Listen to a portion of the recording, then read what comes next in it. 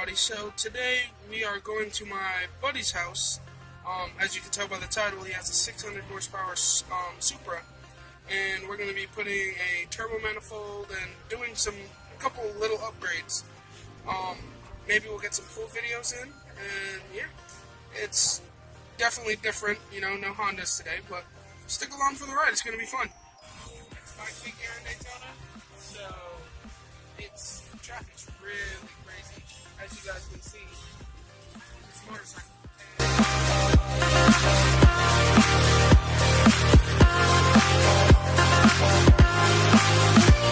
So we made it here, and we're putting on this new exhaust manifold here, and here's the turbo. It's a Precision 66, 67, and that bolt right there doesn't want to come out, and it won't go into that manifold. So we're going to cut that out, and then we're going to use this manifold.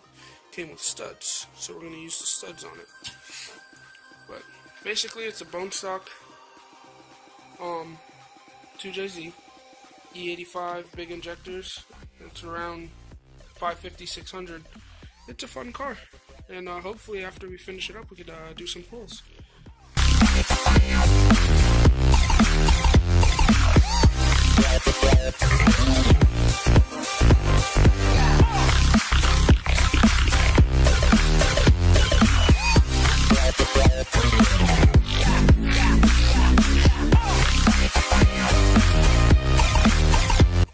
Alright, so we ran to the parts store and we got the bolt off, and now we have these new studs in here with new bolts. I just had to take off the oil drain so that I can tighten that back one, because as you can see, it's in a horrible spot. But yeah, it's looking nice. It's all pretty. This billet wheel, oh, look at that. Oh, it's so beautiful. But yeah, so we're getting ready to, I just gotta throw the wastegate on. Once I throw the wastegate on, we can throw it in the car. And yeah, then we can go have some fun. Alright, so we got the manifold on for test fit, and the only issue so far is this oil return line doesn't fit because of the turbo manifold. The old one had this really weird... Where did the old manifold go? It's in the bottom. Oh. Old manifold had this style collector, which allowed for more room for the return line. Whereas this one doesn't really have a collector per se. So we gotta figure out a way to rotate the turbo. It's been on here for a while, so it doesn't like to rotate at all. But we'll get it figured out. The new downpipe's on. Just test fitting everything. We gotta take it all back together and put gaskets on. But yeah, that's where we're at so far. Alright, so small update. The turbo, we loosened up these bolts here, and trying to get the turbo to rotate so that if this fitting down here will come this way a little bit, this will bolt right up. But it seems like the turbo, the cartridge, and the exhaust housing are basically like fused together from being together for so long. So we are currently trying to figure out a way to fix this issue. Maybe change the fittings on there and put a 45, because right now it's hitting that pipe right there. What's going on, guys? So we're back here again. This is the next day. Last night we couldn't get the turbo separated from the manifold. Well, no, we couldn't get the cartridge separated from the turbo housing, and I left last night because it was getting kind of late and I had to work in the morning. So now I'm back. My buddy got the turbo separated now.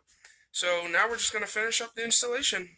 We got to clock the turbo, oil return, oil drain. Well, drain and return are the same thing. I'm dumb. It's been a long day. Oil drain, oil feed, tighten everything, and we'll go do some pulls. So let's go make some noise and do some fun stuff.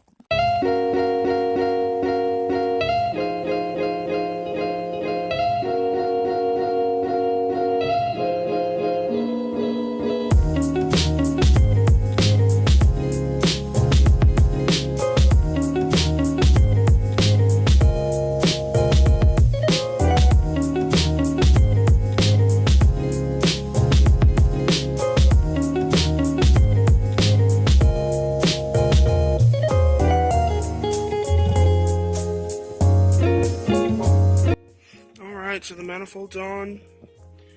Turbo housing is on. We took the cartridge and the compressor housing off so that we could tighten up that bolt right there. Well, this nut, it's a pain. And then on top of that, now we can finally fit the turbo drain. So we're gonna throw it all together, and I'll see you guys in a minute.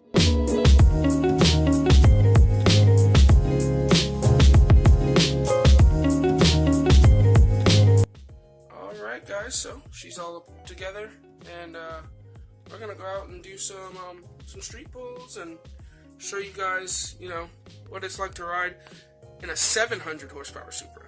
Apparently it made 777 on 32 pounds of boost as of 2 or 3 weeks ago.